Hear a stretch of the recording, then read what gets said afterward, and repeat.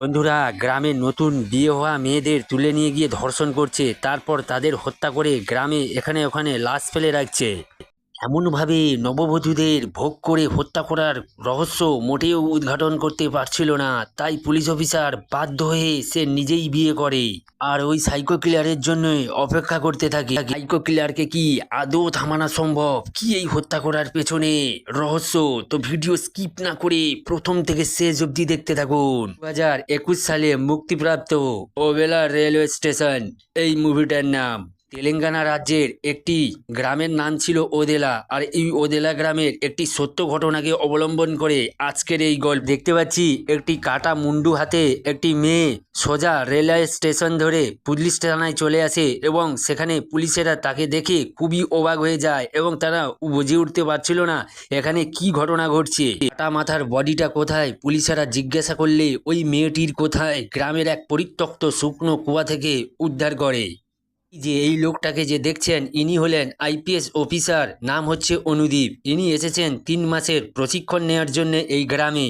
এই ভিডিওর মূল রহস্য জানতে হলে আমাদের 3 মাস পেছনে যেতে হবে। এখানে অনুদীপ আইপিএস অফিসার হিসাবে নতুন সে জয়েন করেছে এবং 3 মাসের প্রশিক্ষণের জন্য তাকে তেলেঙ্গানা রাজ্যের ওদেলা গ্রামে পাঠানো হচ্ছে এবং সে এই কথাটি তার গার্লফ্রেন্ডকে ফোনে জানাচ্ছে এবং দূরবর্তী হয়ে যাওয়ার কারণে সে তার গার্লফ্রেন্ডকে ওখানেই রেখে যায়। এই যে এই মেয়েটাকে দেখছেন এই মেয়েটার নাম হচ্ছে মাধবী, আর এই মাধবীর গতকালই বিয়ে হয়ে মাধবীর স্বামী জয় নাম করা ফটোগ্রাফার সাম্বার সঙ্গে কথা বলছিল, কেননা সাম্বাই গতকাল বিয়ের সুন্দর সুন্দর ফটো তুলেছিল। এদিকে দেখতে পাচ্ছি একটি মেয়ে তার স্বামীকে ঝাঁটা দিয়ে মারছে। এই মেয়েটির নাম হচ্ছে রাধা আর এর স্বামীর নাম হচ্ছে ধীরুপতি। ধীরুপতি মদ খেয়ে রাতে বাড়িতে হিসু করেছে, তাই তো রাধা তাকে ঝাঁটা দিয়ে মারছে। আর ধীরুপতি এমনই কাজ রোজই করে থাকে, আর এমন কাজ করলে মার তো খেতেই হবে। এমন সময় এক ব্যক্তি বাইক নিয়ে রাধার বাড়িতে আসে। আসলে ইনি হচ্ছেন পঞ্চায়েত প্রধান, এনার নাম হচ্ছেন রানা। আর এই রানা ধীরুপতিকে বইয়ের হাতে মার খেতে দেখে যে ধীরুপতিকে বলে, কি রে ধীরুপতি, তুই রোজ রোজ বইয়ের হাতে মার খাস, তুই তো পুরুষ জাতির মান সম্মান ডুবাবি, এর থেকে ভালো তুই মদ খাওয়া ছেড়ে দে। আর এই পঞ্চায়েত প্রধান রাধার কাছে আসার কারণ হচ্ছে পঞ্চায়েত প্রধানের জামাটা পরিষ্কার ও ইস্ত্রি করার জন্যে। আসলে রাধা একজন ধোপা, সে সৎ এবং নির্লোভ প্রকৃতির মেয়ে। ওই দিনই রাতে জঙ্গলে কয়েকজন মিলে মদ খাচ্ছিল, আর ওদেরই মধ্যে একজন মোবাইলে মাধবীর ছবি দেখছিল। আসলে এরই নাম হচ্ছে বিবেক। এই বিবেক মাধবীকে মনে প্রাণে খুব ভালোবাসতো। এ কিছুতেই মেনে নিতে পারছিল না মাধবী এখন তার নেই। বিবেকের বন্ধুরা বিবেককে বলে, জীবনে কি করিলি তুই? প্রেম করেছিস তুই আর অন্যকেই ভোগ করছে? তোকে কতবার বলেছি, তুই কিছুই শুনলি না। আসলে বিবেক মাধবীকে মনে প্রাণে খুব ভালোবাসতো, তার ভালোবাসা ছিল খুবই পবিত্র। বন্ধুদের কথা শুনে বিবেক খুবই রেগে যায়, আর সে রেগে গিয়ে প্রচুর মদ খায়। আর মদ খেয়ে সে নিজেই ডিসাইড করে যে আজ রাতে তাকে কিছু একটা করতে হবে। দিন সকাল হতেই পাশের বাড়ি থেকে চিৎকার চেঁচামেচি শোনা যায়। সবাই বলছে মাধবী নাকি মারা গেছে, তাকে কেউ মেরে জঙ্গলে ফেলে দিয়ে এসেছে। খবর পেয়ে ঘটনাস্থলে পুলিশ চলে আসে, আর পুলিশ গিয়ে দেখে যে বোলের মধ্যে মাধবীর লাশ পড়ে আছে। মাধবীকে কেউ ধর্ষণ করে তার ক্ষতবিক্ষত শরীরকে এই বোলের ভেতরে ফেলে গেছে। ঘটনাস্থলে পুলিশ একজোড়া জুতো পায়। তখন মাধবীর স্বামী এবং শ্বশুরকে সবাই সন্দেহ করে। মাধবীর স্বামী পুলিশকে বলে যে, স্যার, আমি আমার স্ত্রীকে মারিনি, আমার স্ত্রীকে ওই বিবেকই মেরেছে, কারণ আমাদের এনগেজমেন্টের দিন ওই বিবেক আমাদের মারার হুমকি দিয়েছিল। পর বিবেককে পুলিশ থানায় ধরে নিয়ে আসে। মার্ডার কেস বলে কথা, সবাই মিলে বিবেককে খুব মারধর করে। তখন অনুদীপ বলে, ও তো একজন সাসপেক্ট, ও তো আসল ক্রিমিনালই নয় যে ওকে এমনভাবে মারতে হবে। তখন এক আইএস অফিসার বলে যে, স্যার দেখুন, আমি জানি আমায় কি করতে হবে। এই কথা বলার পর বিবেককে বিবস্ত্র করা হয়, তারপর বেতের লাঠিতে তেল মাখানো হয়। ঘাবড়ে গিয়ে জিজ্ঞাসা করে যে এই লাঠি দিয়ে তাকে কি মারা হবে? তখন এক পুলিশ অফিসার বলে, হ্যাঁ, মারা হবে নি, তোর অন্দরমহলে ঢুকানো হবে। আর কথা বলতে না বলতেই ব্যাস কাজ শুরু। তারপর অসহ্য যন্ত্রণায় অবশেষে বিবেক স্বীকার করে সে মাধবীকে হত্যা করেছে। এদিকে রাধা ও তার স্বামী একজন ডাক্তারের কাছে এসেছে, কেননা বহুদিন তাদের বিয়ে হয়েছে, কোনো সন্তান হয়নি। তাই ডাক্তারবাবু তাদের সেক্সুয়াল লাইফ কেমন জিজ্ঞাসা করলে রাধা বলে যে আমার স্বামী খুবই দুর্বল। এই শুনে ডাক্তারবাবু একটি শেকড় দেয় এবং কিছু সিরাপ দেয় এবং বলে যে এগুলি খেলে তার পুরুষত্ব অবশ্যই ফিরে আসবে। এদিকে বিবেককে যখন কোর্টে নিয়ে যাওয়া হচ্ছিল তখন বিবেক ছুটে এসে অনুদীপের পা জড়িয়ে ধরে বলে যে, স্যার, আমি মাধবীকে হত্যা করিনি। তখন অনুদীপ বিবেকের দিকে একটি জলের বোতল ছুঁড়ে দেয় এবং সেটি বিবেক বাঁ হাতে ধরে নেয়। দেখে অন্দীপ বলে যে একে ছেড়ে দিন, এ নির্দোষ। তখন এসআই ওখানে চলে আসে আর বলে যে আমি যেটা করেছি সেটাই ঠিক, ও সবার সামনেই স্বীকার করেছে এই দোষী। প্রমাণ দেখায় যে মাধবীর শরীরে যে ক্ষতবিক্ষত রয়েছে সেটি রাইট হ্যান্ডে করা হয়েছে, কিন্তু এদিকে বিবেক তো লেফট হ্যান্ডে। এদিকে জুতোর সাইজ যে 10 পাওয়া গেছে সেটা তো বিবেকের জুতোর সাইজ 8, আর মেডিকেল টেস্টে যেটা পাওয়া গেছে হত্যাকারীর বয়স আনুমানিক 30 হবে, কিন্তু এদিকে বিবেকের বয়স তো 25-এর নিচে। এই শুনে এসআই বিবেককে ছেড়ে দেয়, আর তখনই একটা ফোন আসে। এসআই দেরি না করে অন্দীপকে সাথে নিয়ে বেরিয়ে পড়ে। ঘটনাস্থলে গিয়ে দেখে একটি মেয়ের রক্তাক্ত দেহ পড়ে রয়েছে, আর আশেপাশে বলছে যে মেয়েটির নাকি সবে একদিন বিয়ে হয়েছে, হাত থেকে মেহেন্দির দাগ এখনো অবধি যায়নি। এদিকে অন্দীপ মৃত মহিলাটির পাশে একটি ফোন পায়, কিন্তু ফোনে চার্জ ছিল না, তাই সে ফোনটিকে নিয়ে রাতে থানায় যায় এবং সেখানে চার্জ দেয়। তারপর ফোনটিকে অন করে সে সব মেসেজ কল সব চেক করে, কিন্তু কোনো কিছু পায়নি। তারপর সে গ্যালারি ওপেন করে, সেখানে একটি ভিডিও পায়। ভিডিওতে শুধু অডিও ছিল, কিন্তু কোনো কারোর ফেস দেখা যাচ্ছিল না। এবং সেই ভিডিওতে ক্লিয়ার জিজ্ঞাসা করছে যে তার স্বামীর সাথে প্রথম রাতে কিভাবে সে সেক্স করেছে। সেই মহিলাটি ভয়ের মারে যেভাবে বলছে ঠিক সেইভাবে কিলার তাকে ধর্ষণ করেছে। তিরুপতির ভাই চান্দু সে ফোন করছে তার বন্ধু সাম্বাকে এবং জিজ্ঞাসা করছে যে কোথায় পাস এইসব ভিডিওগুলো, আমাকে পাঠা তো দেখি। তখন সাম্বা বলে হ্যাঁ পাঠাচ্ছি, তুই দেখে কিন্তু ডিলিট করে দিস। আর তখনই তার ভাবি চান করতে যাচ্ছে। সাম্বাকে বলে তুই এখন ফোনটা রাখ, আমি পরে ফোন কর। চান্দুর ভাবি চান করা শুরু করলে চান্দু এক ফকর থেকে সব দেখে এবং ভিডিওতে সে রেকর্ডিং করে, কিন্তু এক মহিলা চান্দুকে দেখে নেয় আর জিজ্ঞাসা করে তুই এখানে কি করছিস। তখন চান্দু বলে যে আমি আমার বউকে চান করতে দেখছি। তখন মহিলাটি বলে আগে তুই বিয়ে কর তারপর দেখবি। রাস্তা দিয়ে একটি মেয়ে হেঁটে যাচ্ছিল আর তার ভিডিও করছে সাম্বা, আর এদিকে কয়েকজন পুলিশ সেই লাশের কাছে থেকে যে ফোনটি পাওয়া গেছিল তার অডিও কয়েকজন লোককে শোনাচ্ছে, কিন্তু লোক কিছুতেই সেই অডিও চিনতে পারছিল না। অবশেষে পুলিশ ধীরুপতির কাছে আসে এবং সেই অডিওটা শোনায়। অডিওটা শুনে ধীরুপতি বলে যে হ্যাঁ এটা আমার খুব চেনা লাগছে। তখন সাম্বা খুব ঘাবড়ে যায়, এতে পুলিশের খুব সন্দেহ হয়। তারপর সাম্বাকে সে পুলিশ থানায় নিয়ে আসে। ভয়েস রিকগনিশন সফটওয়্যার ব্যবহার করে সাম্বার ভয়েসের সঙ্গে ম্যাচ করানোর চেষ্টা করে, কিন্তু সাম্বার ভয়েসের সঙ্গে ম্যাচ করে না। এদিকে এক উকিল চলে আসে আর সে প্রমাণপত্র দেখায় যে ওই দিন একই টাইমে সাম্বা এক বিয়ে বাড়িতে ছিল।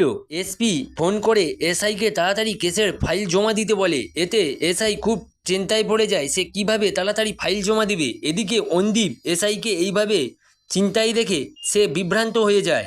অন্দীপ রেগে গিয়ে এসআইকে বলে যে আপনি শুধু শুধু চিন্তা করছেন, এখন টেকনোলজি অনেক উন্নত হয়েছে, ডিএনএ টেস্ট করলেই তো আসল কিলার ধরা পড়ে যায়। তখন এসআই অন্দীপের উপরে রেগে গিয়ে বলে হ্যাঁ কিছুদিন আগে এক ধর্ষণকারী ঘটনা নিয়ে ডিএনএ পাঠিয়েছিলাম টেস্ট করতে, কিন্তু তার রেজাল্ট আসতে লেগে গেছিল প্রায় 6 মাস। অন্দীপ কিছু জায়গার কথা বলে সেখানে ডিএনএ টেস্ট 4 দিনের মধ্যে চলে আসে। তখন এসআই বলে যে কিভাবে গ্রামের সবাইকে ডিএনএ টেস্ট করব, এটা কি সম্ভব। অন্দীপ বোর্ডে উঠে গিয়ে একটা ছক আঁকে, সে গ্রামের সমস্ত বাচ্চা মহিলা এবং বুড়োদের বাদ দিয়ে সে একটা লিস্ট করে, আর সেই লিস্টে দেখা যায় যে 20 থেকে 25 জনের ডিএনএ টেস্ট করলেই হয়ে যাবে, আর যাদের জুতো সাইজ 10 আর বয়স 25 থেকে 30-এর মধ্যে। এসআইকে রাজি করিয়ে ওই 20 থেকে 25 জনের স্যাম্পেল নিয়ে টেস্টে পাঠায়, কিন্তু টেস্টের রিপোর্ট আসতে সময় লেগে যাবে 10 থেকে 20 দিনের মধ্যে। এরই মধ্যে অপেক্ষা করা ছাড়া আর কিছুই ছিল না, কিন্তু এরই মধ্যে ঘটে যায় এক বিপত্তি। পঞ্চায়েত প্রধান আসে তার মেয়ের বিয়ের কার্ড দিতে সমস্ত পুলিশ কর্মী। অন্দীপ গ্রামের পঞ্চায়েত প্রধানকে তার মেয়ের বিয়ে পিছিয়ে দেওয়ার কথা রিকোয়েস্ট করে, কিন্তু এতে পঞ্চায়েত প্রধান কোনো মতে রাজি ছিল না। পঞ্চায়েত প্রধান অন্দীপকে বলে যে গ্রামের আর 5টা মেয়ের থেকে আমার মেয়ে সম্পূর্ণ আলাদা, আর কারই বা সাহস হবে যে আমার মেয়ের দিকে তাকাতে। আমার মেয়ের বিয়ে হবে, কেউ আটকাতে পারবে না। এই বলে সে বিয়ের কার্ড দিয়ে ওখান থেকে বেরিয়ে পড়ে। দিনকারই সকালবেলা অন্দীপ প্রধানকে ফোন করে বলে যে আপনার মেয়ের বিয়েটা দয়া করে পিছিয়ে দিন, কিন্তু প্রধান কোনো মতে রাজি ছিল না। অন্দীপের ফোন কেটে দেয়। দেখা যায় রাধার স্বামী লুকিয়ে লুকিয়ে মদ খাচ্ছে, আর রাধা দেখে ফেলায় ওখান থেকে চলে এসে সে ভিড়ের মধ্যে নাচতে শুরু করে দেয়। এদিকে দেখা যায় প্রিয়াকে নিজে হাতে সাজিয়ে দিচ্ছে, আর শ্যাম্বা বিভিন্ন ধরনের ফটো তুলছে, কিন্তু ফটো তোলার বাহানায় সে বিভিন্ন অ্যাঙ্গেল থেকে সে নোংরা নোংরা ফটো তুলতে থাকে। এদিকে পঞ্চায়েত প্রধান বাইরে বসে তাস খেলছিল, হঠাৎ করে পুলিশ চলে আসায় পঞ্চায়েত প্রধান রেগে গিয়ে বলে যে আপনাদের আমি ইনভাইট করেছি আমার মেয়ের বিয়েতে খেতে, কিন্তু আপনারা চলে এসেছেন পাহারা দিতে। এদিকে অন্দীপ পুলিশদের ফোন করে বলে যে পরিস্থিতি কেমন। তখন পুলিশরা বলে যে হ্যাঁ স্যার, আমরা তো ভালো দেখছি পরিস্থিতি। অন্দীপ বলে যে তোমরা সারা রাত কড়া পাহারা দিও, হেয়ালিপনা করো না। সকালবেলা অন্দীপ ফোন করে পুলিশদের থেকে জানতে চায় যে প্রিয়া এখন কেমন আছে। তখন পুলিশেরা জানায় যে প্রিয়া এখন জীবিত আছে, সে তার বান্ধবীকে ছাড়তে রেলওয়ে স্টেশনের দিকে যাচ্ছে। আর অন্দীপ তাদের বলে যে তোমরা ওদের পিছু করো এবং ওদের কড়া খেয়াল রেখো। সেই মতো পুলিশেরা প্রিয়ার পিছু করে। প্রিয়া তার বান্ধবীকে নিয়ে ট্রেন আসার অপেক্ষা করছিল, আর পুলিশেরা প্রিয়ার দিকে নজর দিয়ে এক চা দোকানে যায়, সেখানে চা খাওয়ার নাটক করে। আর তখনই সেখান থেকে একটা মালগাড়ির ট্রেন যায়, আর ট্রেনটা চলে যাওয়ার পরে পুলিশেরা ছুটে আসে কিন্তু প্রিয়াকে দেখতে পায়নি। তার দেরি না করে সঙ্গে সঙ্গে অন্দীপকে ফোন করে। আর এদিকে কিলার প্রিয়াকে নিয়ে এক খেতে মক্কা খেতে চলে আসে। কিলারকে তখনই প্রিয়া চিনতে পেরে যায় আর বলে তুই এমন খারাপ কাজ করছিস, আমার বাবাকে চিনিস তো, তোকে সদ্য মেরে ফেলবে। আর এই কথা শুনে কিলার বলে যে তুই চিনিস কিন্তু তোর বাবা চেনে না। কিলার মেন পয়েন্টে আসে, সে তার প্রথম রাতে স্বামীর সাথে কিভাবে সেক্স করেছে সেগুলো বলতে বলে, কিন্তু প্রিয়া কিছুতেই রাজি হচ্ছিল না। তারপর কিলার বলে যে না বললে তোকে মেরে ফেলবো। এই ভয়ে প্রিয়া একে একে বলতে থাকে, আর সেই মতো কিলার তাকে ধর্ষণ করে এবং ধর্ষণ করতে করতে অবশেষে তাকে হত্যা করে দেয়। ঘটনাস্থলে পুলিশ চলে আসে আর পুলিশের দিকে একটা বড় পাথর নিয়ে ছুড়ে দেয়, এতে দুটি পুলিশ ঘায়েল হয়ে যায়। তারপর ওই ঘটনাস্থলে অন্দীপ চলে আসে এবং কিলার যখন ছুটে যাচ্ছিল তখন গুলি ফায়ার করে, কিন্তু এতে কোনো কাজ হয়নি। অন্দীপ ওই কিলারের পিছু করছিল, কিন্তু খালায় পা পড়ে গিয়ে সে পড়ে যায় এবং একটা বড় পাথর নিয়ে ওই কিলারের দিকে আঘাত করে। তারপর যা ঘটলো, ছুটে গিয়ে অন্দীপ দেখে যে ওটি ছিল চান্দু। আর চান্দু বলে যে স্যার আমি কিছু করিনি, আমি এখানে এসেছি বাথরুম করতে। তার দিকে গোটা গ্রামে ছড়িয়ে যায় যে পুলিশ চান্দুকে ধরে নিয়ে গেছে এবং পুলিশ থানায় নিয়ে গিয়ে বেধড়ক মারছে।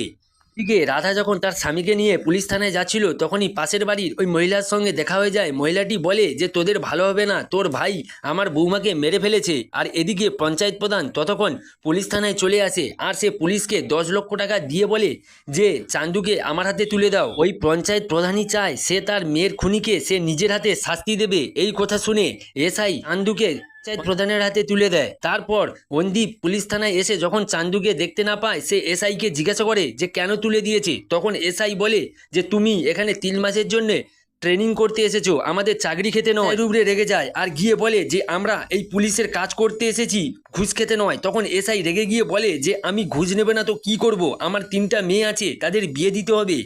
আর আমি চাই এরকম 3-4টে মার্ডার কেসের ঘটনা আসুক, যাতে আমরা প্রচুর পরিমাণে টাকা পাই। এই কথা বলে ওই 10 লক্ষ টাকা থেকে 1 লক্ষ টাকা নিয়ে সে ওখান থেকে চলে যায়। আর চলে যাওয়ার আগে অন্দীপকে বলে যে আপনি এসআইকে ফোন করে দেবেন আর 1 বোতল বিষ পাঠিয়ে দেবেন, যাতে আমরা সবাই মিলে খেয়ে মরি। এদিকে দেখা যায় রাধা ও তার স্বামী চলে এসেছে চান্দুকে ছাড়াতে। রাধা বলে যে স্যার আপনি ভুল করছেন, চান্দু এমন ইচ্ছে করতেই পারে না, চান্দু আসলে বাথরুম করতে গিয়েছিল। তখন অন্দীপ বলে যে আপনাদের কথা আমি বুঝতে পারছি, কিন্তু আমার কিছু করার নেই। দেখা যায় চান্দুর উপরে খুব টর্চার করছে গ্রামের পঞ্চায়েত প্রধান। প্রিয়ার উপরে কিলার যেভাবে অস্ত্র দিয়ে আঘাত করেছিল, ঠিক সেইভাবে গ্রামের পঞ্চায়েত প্রধান চান্দুর উপরে অস্ত্র দিয়ে আঘাত করছে। সেই সময় ধীরুপতি ও রাধা সেখানে চলে আসে আর পঞ্চায়েত প্রধানকে মিনতি করে যে চান্দুকে যেন সারা জীবনের মতো জেলে পাঠিয়ে দেয়, কিন্তু এমন নির্মম নিষ্ঠুর অত্যাচার তার উপর না যেন করে। কিন্তু পঞ্চায়েত প্রধান বলে যে তোমরা খুবই ভালো মানুষ, কিন্তু আমার মেয়েকে যেভাবে কষ্ট দিয়ে মেরেছে আমি চাই সেই রকমভাবে এই চান্দুকে মারব। তারপর রাধা এবং ধীরুপতি গ্রামের বড় বড় মাথা যারা আছে তাদের কাছে যায় এবং তাদের কাছে গিয়ে মিনতি করে আর চান্দুকে ছাড়িয়ে দিতে, কিন্তু এতে কোনো কিছু লাভ হয় না। ধীরুপতি ও রাধা ওই উকিলের কাছে যায় যে কিনা সাম্বাকে ছাড়িয়েছিল, কিন্তু সব কথা শোনার পর উকিল 1 লক্ষ টাকা চেয়ে বসে। টাকা না থাকায় কিছু করারই ছিল না। ওখান থেকে ধীরুপতি ও রাধা বেরিয়ে পড়ে। অনুদীপ পঞ্চায়েত প্রধানকে ফোন করে বলে যে স্যার গ্রামে আর একটা মার্ডার হয়েছে। তাহলে চান্দু তো জেলে, চান্দু ওই কাজ করেনি, চান্দু আসলেই ওই ভুট্টা খেতে বাথরুম করতেই গিয়েছিল। এই কথা শুনে পঞ্চায়েত প্রধান রেগে যায় আর সে তার ফোন নিয়ে ভেঙে ফেলে। অবশেষে চান্দুকে ছেড়ে দেয়। অন্দীপের গার্লফ্রেন্ড অন্দীপকে ফোন করছে, অন্দীপ ব্যস্ত ও চিন্তা থাকায় সে কিছুতেই ফোন তুলছিল না। তারপর বারংবার ফোন করার পর সে অবশেষে কল ধরে। আর যখন তার গার্লফ্রেন্ড জিজ্ঞাসা করছিল যে কেন তুমি ফোন ধরছিলে না, তখন সে গ্রামের ওই ঘটনা সব খুলে বলে। শোনার পর অন্দীপের গার্লফ্রেন্ড একটা আইডিয়া দেয় যে চলো তাহলে আমরা তাড়াতাড়ি বিয়ে করে নিই, ওই সাইকো কিলার অবশ্যই আমাকে ফলো করবে। অন্দীপ এই কথা শুনে প্রথমে রাজি হচ্ছিল না, তারপর বারংবার রিকোয়েস্ট করার পর অন্দীপ অবশেষে রাজি হয়ে যায়। অনুদীপ একটা ভিডিও করে আর সেই ভিডিওতে সে বলছে যে গ্রামের 4টে মহিলার খুন হয়েছে আর সবই হয়েছে নতুন বিয়ে করার পর, আর আমি এই পঞ্চম বিয়েটা করব, পারলে আমার বউকে হত্যা করে দেখাও, আমি জানি তুমি অবশ্যই এই ভিডিওটা দেখছো। দিন মন্দিরে গিয়ে অনুদীপ এবং রিনি বিয়ে করে নেয়। এদিকে দেখা যায় সাম্বা লুকিয়ে লুকিয়ে অনুদীপের বউয়ের ফটো তুলছিল, আর সে তখনই চান্দুকে ফোন করে বলে যে আরে ভাই পুলিশের বউটা যা দেখতে। তখন চান্দু বলে ছাড় ভাই ওসব আর আমি নেই। বিয়ের পরে অনুদীপ কোয়ার্টারের দিকে যাচ্ছিল আর তখনই দরজায় একটা কাগজের টুকরো পায়, আর সেই কাগজে কিলার অনুদীপকে চ্যালেঞ্জ করেছে যে তার বউকে সে তুলে নিয়ে যাবে। তাতে ধীরুপতিকে দেখা যায় সে টাকা বাঁচিয়ে একটা ব্র্যান্ডের মদ কিনে এনেছে এবং সাথে চান্দু এবং সাম্বাকে নিয়ে সে মদ খাচ্ছে, আর ওদিকে রাধা চেঁচামেচি করছে। সাম্বা ধীরুপতিকে বলে যাই বলিস ভাই, পুলিশ অফিসারের বউটা কিন্তু মাস্ত দেখতে, এতক্ষণ ওরা মনে হয় মস্তি করছে। ধীরুপতি সাম্বাকে বলে যে তুই আগে বিয়ে কর তারপরে মস্তি করিস। এই কথা শুনে সাম্বা বলে যে যারা বিয়ে করছে তাদের চেয়ে ওই শালা কিলার বেশি মস্তি করছে। দেখা যায় যে চান্দু ওই সব কথায় কান দিচ্ছে না, সে রেগে ফুঁসছে, কেননা তাকে নির্মমভাবে মেরেছে, সে তার এই মারের বদলা নিতে চায়। রাধা রাতে একা ঘুমিয়েছিল, হঠাৎ তার ঘুম ভেঙে যায়, আর সে যখনই উঠে বসে তখনই ওপর থেকে একটি ট্যাঙ্ক পড়ে যায়, আর সে ট্যাঙ্কটিকে খুলে দেখে যে তার ভিতরে ব্রা নূপুর আংটি মেয়েদের। আর তখনই রাধার বুঝতে অসুবিধা হয়নি যে এই খুনগুলো আসলে কে করছে। তখন দেরি না করে রাধা ওইসব অলংকার নিয়ে ধীরে ধীরে বেরিয়ে যাচ্ছিল, আর তখন ধীরুপতি দেখে তাকে জিজ্ঞাসা করে সে কোথায় যাচ্ছে, আর রাধা টয়লেটের কথা বলে সে ওখান থেকে বেরিয়ে যায়। সে প্রথম পঞ্চায়েত প্রধানের কাছে যায় এবং সে আংটি একটা দেখিয়ে বলে যে এটা তোমার মেয়ের। তখন পঞ্চায়েত প্রধান বলে হ্যাঁ। দেরি না করে ওখান থেকে বেরিয়ে যায় রাধা মাধবীর শাশুড়ির কাছে এবং সেখানে গিয়ে একটি রিং দেখায়। তখন মাধবীর শাশুড়ি বলে যে হ্যাঁ এটা মাধবীরই। রাধা বাড়িতে ফিরে আসে, আর বাড়িতে ফিরে এসেই ধীরুপতিকে না দেখতে পেয়ে চিন্তায় পড়ে যায়, আর তখনই অনুদীপকে কল করে। অনুদীপের ফোন সাইলেন্ট থাকায় কিছুতেই ফোন ধরছিল না। সকাল হয়ে যায়, এদিকে অনুদীপকে দেখা যায় যে চা খেতে, আর এদিকে কলের পর কল করেই যাচ্ছে রাধা। চা খাওয়ার পরে অনুদীপ খবর কাগজ নিয়ে পড়ছিল, আর তখনই ওখানে পৌঁছে যায় ধীরুপতি। ধীরুপতিকে দেখে অনুদীপ বলে যে ঠিক আছে তুমি জামা কাপড়গুলো নিয়ে যাও ধোয়ার জন্যে। অনুদীপকে বলে যে স্যার এখানে অনেক কাপড়, আমি আগামীকাল দিয়ে যাব। এদিকে অনুদীপ অবশেষে তার ফোন চেক করে দেখে যে রাধা বহুবার তাকে কল করেছে। সে কল ব্যাক করে, কল ব্যাক করতে রাধা তাকে বলে যে তোমার বউ কোথায়। সে ঘরের ভিতরে গিয়ে দেখে যে তার বউ নেই। রাধাকে কল ব্যাক করলেই রাধা তাকে বলে যে ওই কিলার আসলে কেউ না, আমার স্বামী। অনুদীপের স্ত্রীকে ধীরুপতি কিভাবে ধরে এনেছিল। এদিকে দেখা যায় ধীরুপতি ধীরে ধীরে রুমে ঢুকে তারপর রিনির গা স্পর্শ করে। প্রথমে রিনি ভেবেছিল এটা অনুদীপ, তাই সে কিছু মনে করেনি। যখনই সে জানতে পারলো এটা ধীরুপতি, তখন ধীরুপতি দেরি না করে রিনিকে সেন্সলেস করিয়ে দেয়। এখান থেকেই বোঝা যায় যে সব জলের মূলেই হচ্ছে ধীরুপতি। বলে সেই দিন ভুট্টা খেতে প্রিয়াকেই ধীরুপতি ধর্ষণ করতে গিয়েছিল, কিন্তু কোনো কারণে ওখানে ভাগ্যক্রমে ধীরুপতির ভাই চান্দু ওখানে ধরা পড়ে। এদিকে দেখা যায় রাধা তাদের বাড়িতে ফিরে এসে ধীরুপতির কিছু কাপড় নিয়ে তাদের বাড়িতে থাকা পোষা কুকুরকে শোকায় এবং ছেড়ে দেয়। কুকুরটি যেদিকে যায় রাধা সেই কুকুরটিকে ফলো করে। অবশেষে দেখা যায় যে ভিডিওর প্রথমে যেই শুকনো পরিত্যক্ত কুয়োটি দেখেছিলাম সেই কুয়োটির কাছে চলে আসে, কিন্তু রাধা কিছুই দেখতে পাচ্ছিল না। রাধা কুয়োর কাছে চলে আসে এবং ধীরুপতিকে দেখতে পেয়ে যায় যে রিনিকে রেপ করার চেষ্টা করছে। রাধা উপর থেকে চিৎকার করে বলে যে রিনিকে ছেড়ে দিতে। রাধা চারিদিকে চিৎকার করতে থাকে, আর রাধার চিৎকার করা শুনে ধীরুপতি অবশেষে উপরে চলে আসে। তারপর রাধা ধীরুপতিকে প্রিয়াকে ছেড়ে দিতে বলে এবং সে এমন কাজ কেন করছে ধীরুপতির কাছে কৈফিয়ত চায়। অবশেষে ধীরুপতি এমন সব কাজকর্ম করার দোষ রাধার উপরে চাপিয়ে দেয়। ধীরুপতিকে বিয়ে করতে একদম রাজি ছিল না, কিন্তু 3 মাস আগে তার বাবা মারা যাওয়ায় সে বাধ্য ছিল ধীরুপতিকে বিয়ে করতে।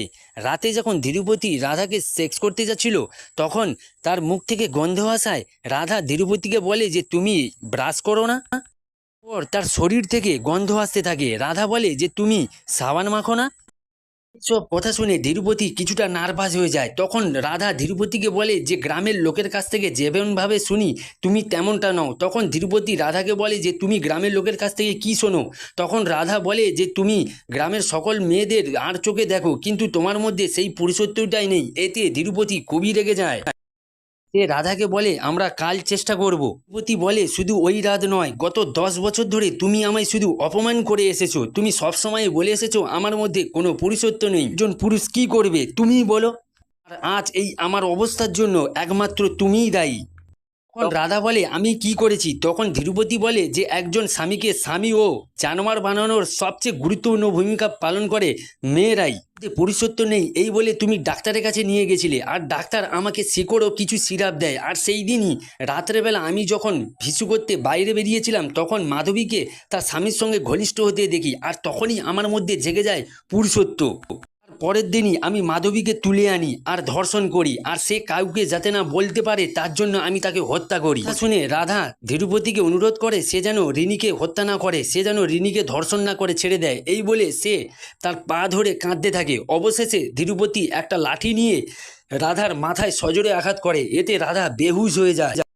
ঠিক ওই সময় রাধা সেই হত্যাকারী মেয়েদের কথা মনে করে এবং এতে তার হুঁশ ফিরে আসে এবং পাশে থাকা এক কোদাল নিয়ে সে পরিত্যক্ত কুয়োয় লাফিয়ে পড়ে এবং স্বামীর মুন্ডুতে আঘাত করে এবং ধর থেকে মুন্ডু আলাদা হয়ে যায়।